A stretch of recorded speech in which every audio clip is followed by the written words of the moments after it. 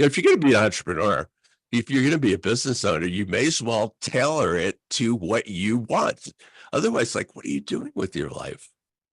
My Exactly. father, my father spent about 40 years doing stuff he didn't really care for. He was good at all of it, but he didn't care for any of it, and none of it gave him any satisfaction. And he didn't grow as a person from it or anything. And eventually, at the end of his life, he was Welcome to 7 to 8, our special series on 7 to 8 figure entrepreneurs. In this special series, I interview $1 million, some $10 million, and even some $1 million business owners who uncovered their twists and turns in their entrepreneurial adventure in order to help you to avoid the potholes and stick to the fast track. Welcome now to center stage, our next special guest. Hey there, peeps. This is Michelle Nedelec, and I'm super glad that you're here with us today because I'm here with my most amazing guest, Paul. Paul, thank you so much for being here with us today. well, thank you for having me, Michelle. Awesome. So give everybody the highlight of who you are and what you do for business. Who I am. It's like I've been saying this for so long. I'm 70 years old. I'm 70 years old this year. Hey, And so I've been congratulations. saying who I am for a really long time. And every single time the question comes up, I'm like, all right, what am I supposed to say here? Um, Well, you I'll can give give you us the existential answer and you can give us the little snippet for the marketing. right. I So was going to do give you both. yeah, these are both existential questions, but about 25 years ago, I became a business coach. And at the time that I started doing that, business coaches didn't really exist. And I think in my world, I'm sure in other people's worlds, this is true for them. But in my world, I invented the term business coach. Um, I became a coach. I had been consulting with gigantic technology companies. And I woke up one day with a voice in my head that said, "You're not doing your life's work and you'd better get busy." And I had no idea what that meant, but I said, "Huh? Who said that? What is that?" And I literally turning around looking for the voice, and it said it again. I'm like, that's not helpful because I didn't know what to do next. I had no idea what my life's work was supposed to be. But all I had decided to move on and I quit. I had a job, I quit it. And everyone I knew, literally everyone in all of my circles was saying, "There's this new thing called coaching and you should go do it." And I was like, I don't want to do that. I don't want to deal with people's problems. I thought of coaching as like therapy. And I just didn't want to have anything to do with it. And somebody, and I wish I could remember who, because I would thank them. Somebody said to me, "Don't coach them, coach their businesses." And I knew enough about business to do that. I had built and sold two software companies. And I had failed enough at enough things that I actually had learned things. And I hung out my shingle to be a business coach. I made a list of everyone that I knew who trusted me and who I thought trusted me. And wasn't that long a list. It was probably 2 or 3 pages. And I called every single person on the list and told them what I was doing because it was new and fresh then. So people wanted to hear about it. And I asked them if they knew anybody who might be interested in what I was doing. And I built a practice that way.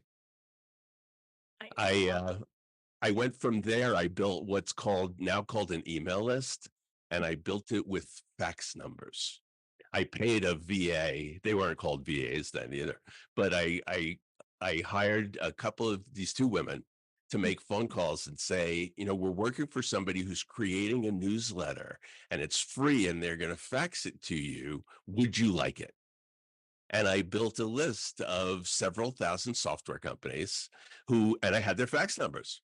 And I wrote an article, and I had never written anything in my life. So I wrote this article and sent it out, and it was total crickets. So it's like, no, this is going to work. I'm going to keep doing it. So I wrote another article and I sent it out, and it was total crickets. And I was like, should I be discouraged? But I didn't know what else to do. So I wrote another article, and the third one was better. And I got 3 clients out of it. So I was like, oh, this stuff can work. And I became a writer. And I have been advising business owners since then on how to grow their businesses faster than they're currently growing. And the key is that, and they have greater life satisfaction when they do that. So that's really what I'm about. I'm never about telling people to do stuff that they don't want to do, or telling people that they have to fit into a certain kind of box, because what's the point? If you're going to be an entrepreneur, if you're going to be a business owner, you may as well tailor it to what you want. Otherwise, like, what are you doing with your life? My Exactly. father, my father spent about 40 years doing stuff he didn't really care for. He was good at all of it, but he didn't care for any of it, and none of it gave him any satisfaction, and he didn't grow as a person from it or anything. And eventually, at the end of his life, he ended up in the teaching system, which he loved. And when he just before he died, he was principal of the school. So he had actually, like, it was something he loved and he excelled at it. And I've always taken that to heart. It's like, why do stuff you don't love? Like, there should be nothing in your life that you don't love. And I'm just a really big proponent of that. So Well, that's kind of who I am. I help people grow. I help people grow doing things that they want to do. I help them into careers and businesses that are going to totally rock their world. And what I'm doing now, which is a little bit different, is I've added what I call magic, or what people call magic, into the mix, which is really the manipulation of energy in the world, and doing that from a sort of a spiritual standpoint. I've had my coming out recently.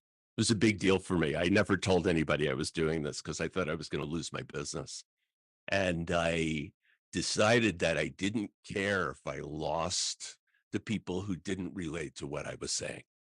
I finally was accepting my own medicine, which was that I should do stuff that I love and do it completely in the space of, like, I don't care about anything else. So I've recently published some posts online that were, like, I call it my coming out. And the amazing part of it is I tried this a few years ago. I tried this, it's got to be about 10 years ago. I had a book which got channeled through me, and I let people know about it. And I got messages from friends like, are you trying to commit career suicide? Are you trying to ruin your business? But that was a small amount of them, but it always sort of set me on edge. And recently, when I published these posts that I put on Facebook, I got messages from people going, why did it take you so long? Like, it's so great to have you out there like this. And somebody sent me a note, some friends sent, welcome to my dimension. And that was really exciting. So I'm excited about this. I haven't really pushed it too far at this point because it's new for me, but that's what I'm up to. So that's who I am. I don't know. Did I answer your question? I don't know if you did, but that's all good.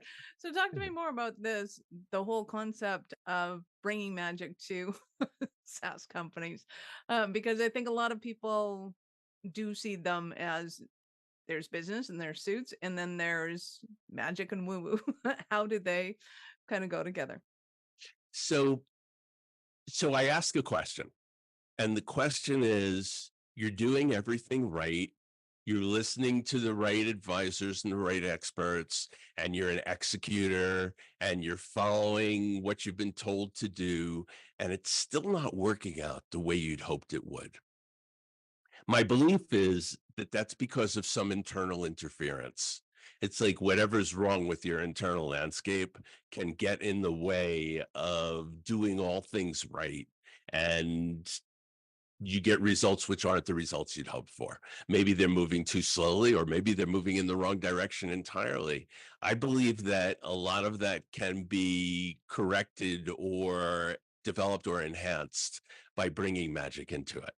And when I say magic, I mean very specifically Aleister Crowley, who was notorious during the 20th century as a magician, said he defined magic as changing the world with your will.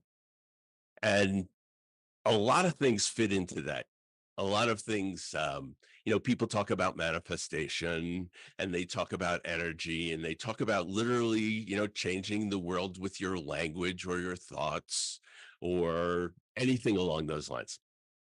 And that's how I view magic, which is that you can actually make changes to the 3D world with things that are outside of the 3D world, and that those things are very powerful.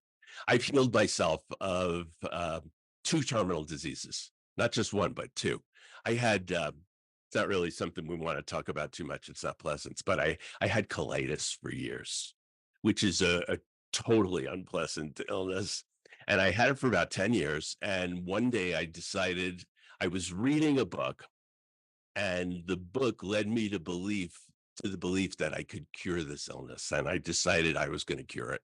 And it took me about a year, but I cured it with all the things that people talk about manifestation.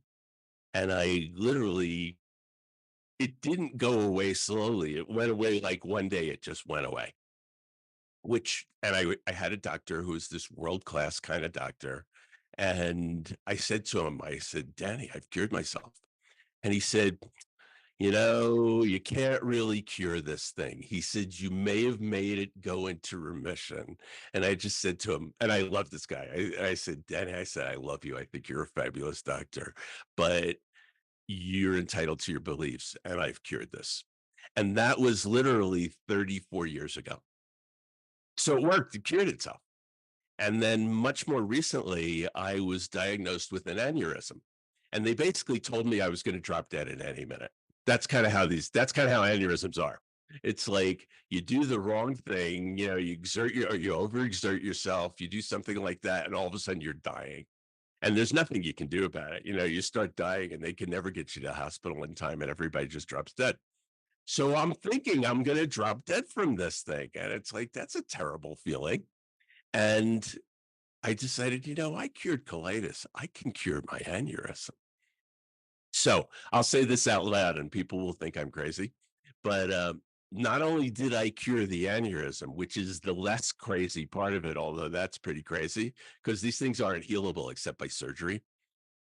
So they say, but there was a report, which, like a printed report from the technicians, which said I had an aneurysm, and I read it. I read this thing that said I had an aneurysm. After I cured it, I went back to the document. It was online in there, the doctor's portal. I went back to the portal and the report said there's no indication of an aneurysm. Like literally the words had changed. It's like, no kidding. So I'm not sure how any of this stuff works. And I don't make a lot of claims that anybody can repeat these things, but I've taught a bunch of people how to heal themselves through my techniques, and it works for people. So that's one of the things that I think about in terms of magic. And it's, if you did nothing else but had that in your back pocket, that would be pretty cool. I love it. Well, I was telling somebody the other day that my dad had been diagnosed with asbestosis, and they said, "Oh, that sucks. How long's he had it?" And I said, "Since 1974." They're like, "You're only allowed to 3 years to live max." And I'm like, "No, he's 91." And all of a sudden he walked in the room with my sister. He goes, "Hey, there's my dad." And he's fine. And on Monday he went in for an exam, and his lungs are quote unquote great for a 91-year-old that has asbestosis, but he's rocking it and having a great time. So yeah. Wow. Did he do anything to do that, or it just happened? Attitude. It's always attitude. I Believable. assure you. It's But things believable. like he wakes up and says, "No, I'm going outside and going for a walk because my lungs need fresh air." And he tells him that, and he goes for a mile-long walk. And Nice. you know, That's nice. he says he goes around the block, but he lives on an acreage, so his block's a little bigger than most, but Right. it's awesome. So I totally see how this works in the health industry, and it is fun, and uh there's a sense of awe when you can see it happening, and you're like, that is so bizarre, like a magician on stage, and you're like, how did Right. that happen? But you've got the medical backup to say, no, actually there's no sign of this going on anymore. When it comes to business, how does this impact somebody's business? Are we talking like ROIs? Are we talking people going from 180 days pay to 30 days? Like, what kind of aspects are we talking about in business? So it depends on where you want to point it. I'll talk about some really simple things, which are very easy to accept. So when I make a sales call, is that bell disturbing you? Do you hear that?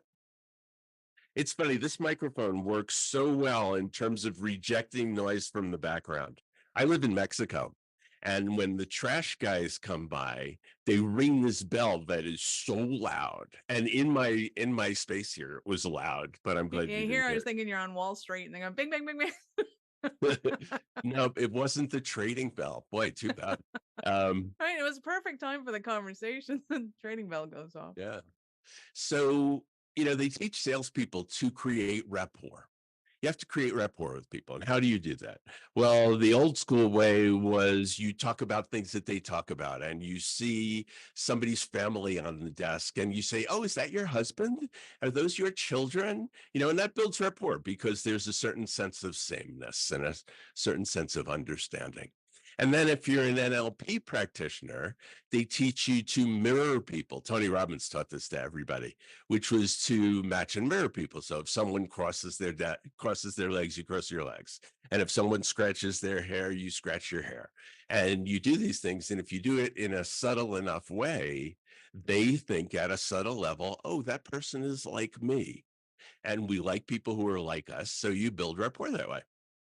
That's all old school selling. And it does work, but I don't know. I never liked doing it.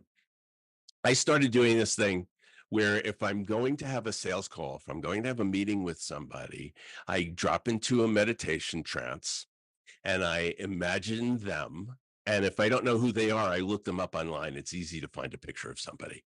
So you find a picture of them, you know what they look like. And in my little light meditative trance, I imagine them in the trance with me. And I build what I call an energetic bridge, which is whatever you say it is. Everybody has their own idea of what energy feels like and looks like and sounds like and shows up like. So I build an energetic bridge, just connecting myself to them. And when I get on the call with them, I always have instant rapport. So that's a small example of things you can do. You could do this with your employees. If you're having trouble with a troubled employee, you bring them into an energetic space in your mind and you work out the issues with which you're having trouble with them. This works. It works in a shockingly effective way. And you never really know, nobody ever really knows what hit them, but how they relate to you changes. And you can do that with customers, you can do it with prospects, you can do it with employees, you can do it with people in your family. And I know we're talking about business, but if you're not right with your family, good luck in your business. I would say that to everybody, and everybody's scratching their head when I say that. If you walk away with nothing else from this conversation, think about your relationship to the people you love. And if the relationship to the people you love and hold dear is not operating on as high a level as you'd like it to, it's going to interfere with your business. Because just simply, if your world's not right, your world's not right. So I think you need to address those things. And one of the simple ways to address them is with magic. It's good. Magic is great for unblocking blocked pathways. And all the old magicians, that is what they talk about. That's what witches talk about all the time, which is there's something impinging on your forward progress. And the idea of dealing with yourself on a magical level, which sounds a lot like meditation. I don't know how many of your listeners are meditators. I've been meditating since I decided to cure myself of colitis. That's when I started meditating. And I think that was in 1988. And I've been meditating almost every day since then. This is a powerful thing in one's life, and it keeps things smooth and it keeps things electrified and it keeps things feeling good. And so if there's a thing in your business which isn't proceeding the way you expect it to, and you're doing it well, then you would use magic to find the sticking points and unstick them. And these are simple things. You said going from 180 days worth of income and compressing that into 30 days. That's possible. There's a magician, a prominent magician who's right now. So he's not historical. He's somebody who's operating right now. And he says that beliefs, Most people think beliefs are things they think are true. What this man says is beliefs are tools for creating change, which, when you think about it, is a really interesting idea. If you think you're capable of something, or if you think you're not capable of something, then you're not. But if you think you're capable of something, then all of a sudden you could be capable of it. That's a tool for creating change. If you think that your business is off base and you change your beliefs about it so that you're, I don't know if this is a phrase or not. If you think your business is on base, if you put yourself mentally on track and believe it strongly, and I define belief as a belief is something you know to be true without a doubt. People say beliefs are things you say all the time. That may be one definition of it. To me, beliefs are things that you believe to be true without any doubt. And it's the without any doubt thing that makes it a tool for change in the world. So if you think your business is off track and you believe that, then you're going to act in a way that your business is going to continue to be off track. On the other hand, if you are able to convince yourself without any shadow of a doubt that your business is just where it needs to be, suddenly everybody's operating according to this new belief system. And that's a really key part of magic, that your beliefs govern your actions. Now you might say, oh, well, that's so obviously true. It's like, yeah, but most people don't act that way. So, the trick about magic is to act that way, to understand your beliefs, to change the beliefs which are negative and holding you back, and to create beliefs which are positive and going to propel you forward, and things get pushed forward. The degree to which you talk about things in a negative fashion, and again, this might just sound like, oh, this is like new age woo. Well, it is new age woo, but there's nothing wrong with new age woo. Yeah. Like new age woo actually works if you put it in the right place and you find yourself talking about all the things that don't work. Well, those things show up. But the degree to which you can corral your own thoughts and corral your own language so that it is impressing upon the world the things that you want, that's magic. Awesome. So in a moment, I'm going to ask about a Cinderella story of one of your clients. And before we do that, we're going to take a quick break. Are you running a business over 7 figures but still struggling with technology headaches? Pay attention, you do not want to miss this offer. This podcast episode is brought to you by Awareness Strategies, who is offering a custom-built digital adoption roadmap for anyone running a business over 7 figures who's wanting to grow their business in the next 5 years. And it's not just a roadmap, they offer full implementation as well if that scares the out of you. Check out awarenessstrategies.com/roadmap for more details today. The link's in the show's notes. Don't regret not doing this. Do it now. That's awarenessstrategies.com/roadmap.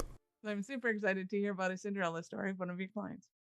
So I've got a couple of interesting ones. One is a really little one.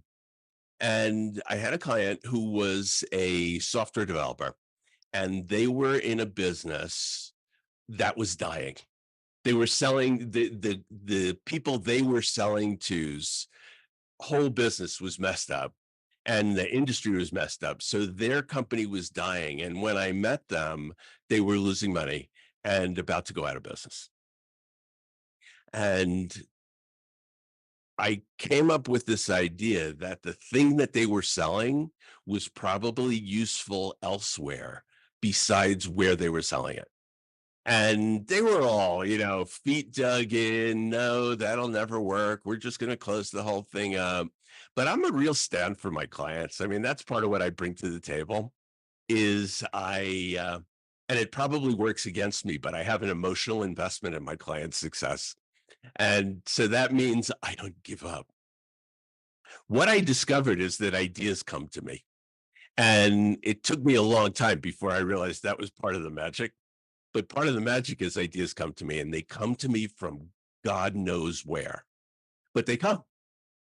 And the idea that I got for these people was that they could apply what they were doing in a completely different industry and that it would fit perfectly.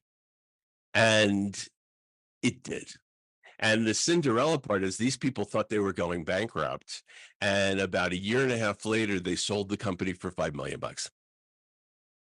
So that was the Cinderella story. There's like, and all they didn't really change much about the software because it fit from one industry to the other. They had to make some changes, but not a whole lot. And by making those changes, they became the darling of this new industry that they moved into. And then somebody came along and swooped them up and they got to retire. So like young, these guys were in their early 40s when they sold the company. And the cool part for them was they had no intention of selling it. Their intention was to go broke.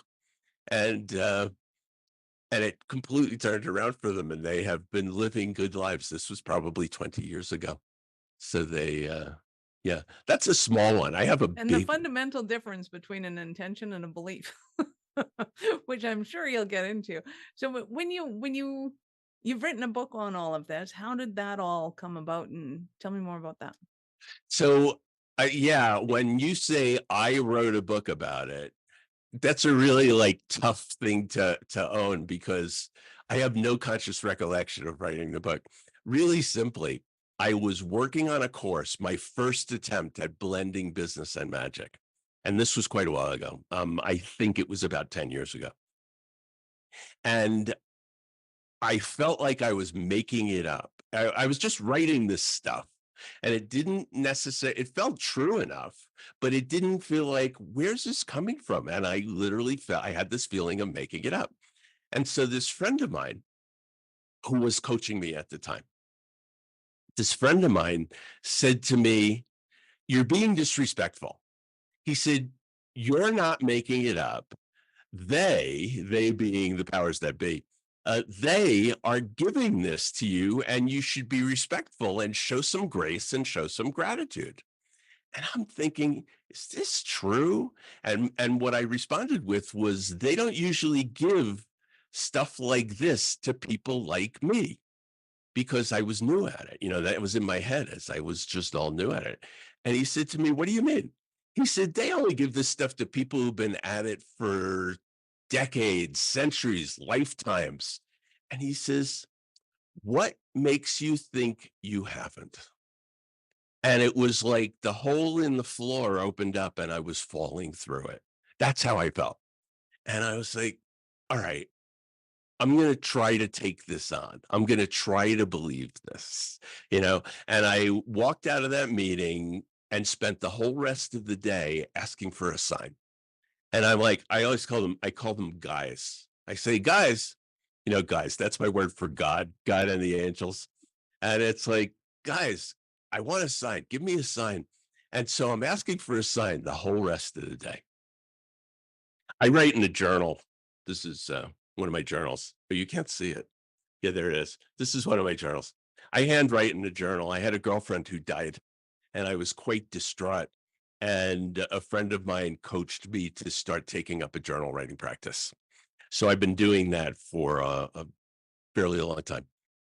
That night, I was sitting out on my balcony. It was a summer evening, and I was writing in my journal. And then I must have fallen asleep. And when I woke up hours later, there was a laptop on my lap, and there was a file on the laptop that had about 6,000 words in it. And I was like, where did this come from? What is this? Right? So I didn't really know what it was. And I fell back to sleep. It was the middle of the night. I fell back to sleep. And when I woke up again, there were another couple of thousand words. So I was like, okay, there's something going on here, and I have no idea what it is. So I started reading what was in the file, and it was this spiritual book about bringing spirit back into all aspects of your life. And I said, this is pretty good. And some of it were ideas. They weren't the most amazing, unique ideas, but some of them were things I had never thought before. So I'm wondering, what is this and where did it come from? So I ended up polishing this thing and turning it into a book. But the next day, I'm marveling at what this was. I had no clue. It didn't even occur to me that it had been written through me or anything like this. But all of a sudden, I was like, oh, I spent all day asking for a sign, and this is the sign. So I refer to that as my channeled book. I have no idea, I did the typing. I'm pretty sure my body did the typing, but I wasn't conscious for any of it. So I just assumed that this was messaging that came through me. And the word people use is channeling. So I started using the word channeling.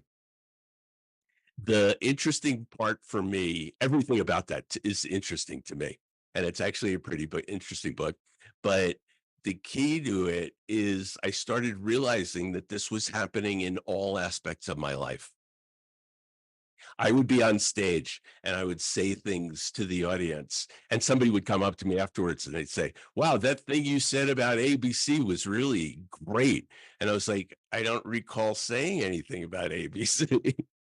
And I realized that's just, I get on stage, and once my mouth starts moving, what comes through it could be anything. Some of it's definitely me. I've worked my material for a really long time, but then I find myself saying things that were new to me. And I find this happening with my coaching clients as well, which is I get ideas that I cannot point to how or where they came from, but they just come.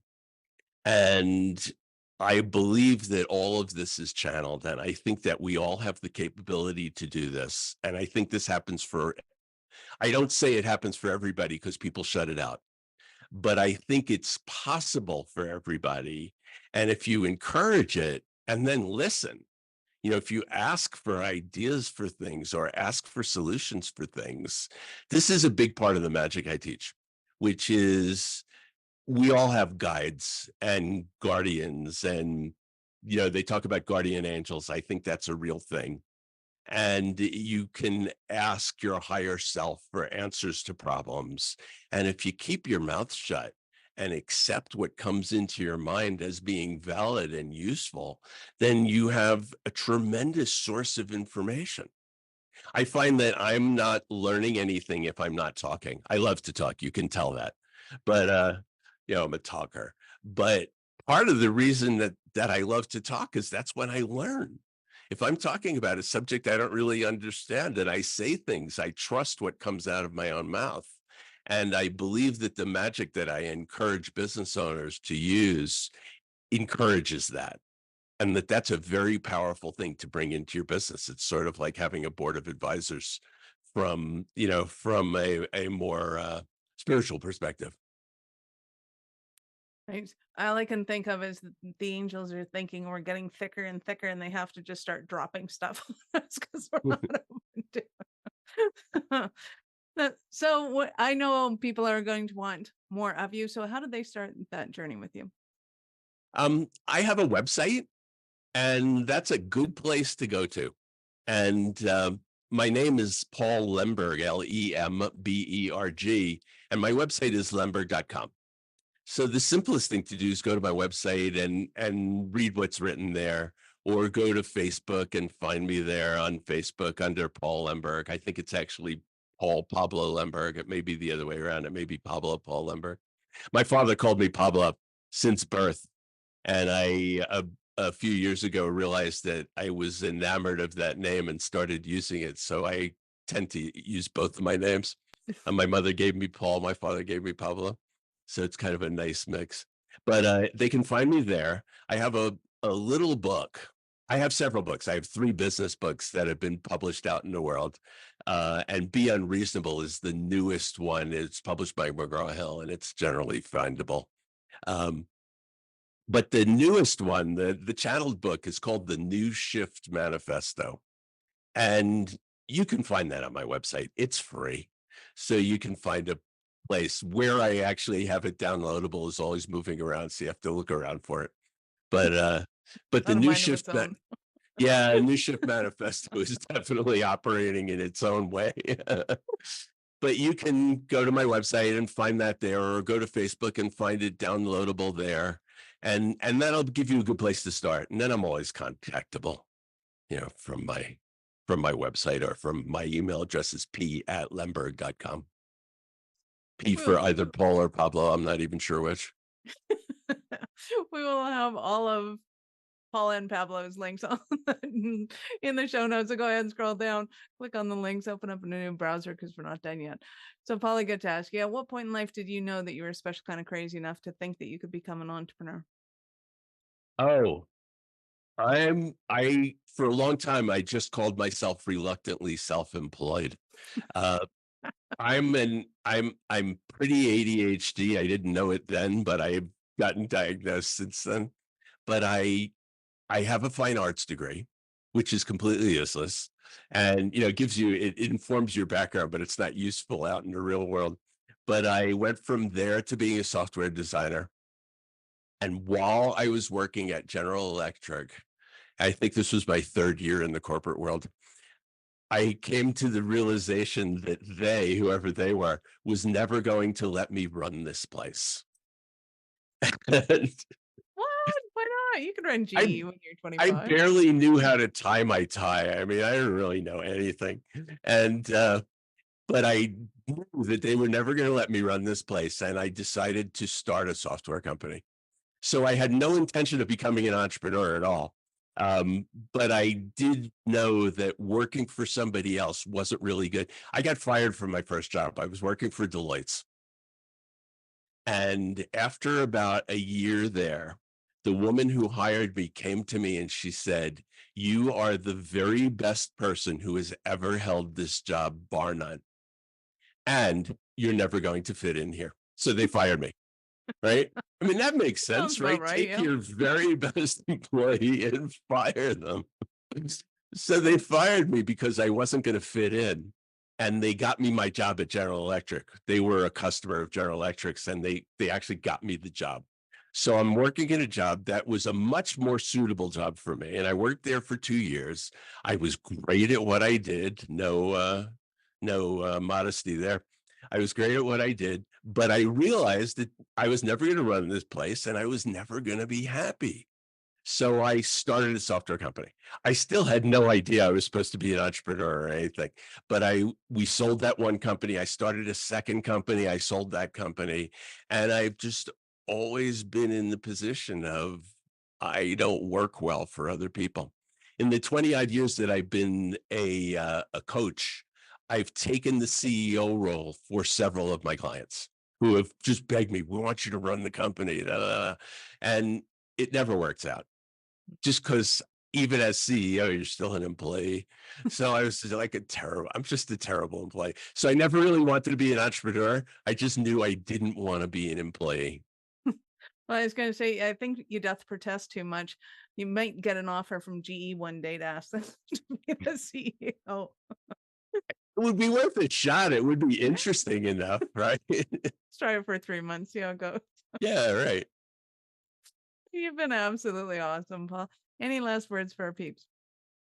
No, so the biggest thing for me is that the 3D world, which is pretty real, and it's the world that we relate to, is not all there is. And I am convinced of that through every single way I look at it and think about it. And that the more you can access what's outside the 3D world, the more interesting the 3D world becomes. So I urge you, and if other lunatics come along like me who say, "Oh, start channeling or start asking for help or all this stuff," I say try it on. Try it on and see what happens. You've been absolutely awesome. Thank you so much for your time. I appreciate it, and I know how valuable it is.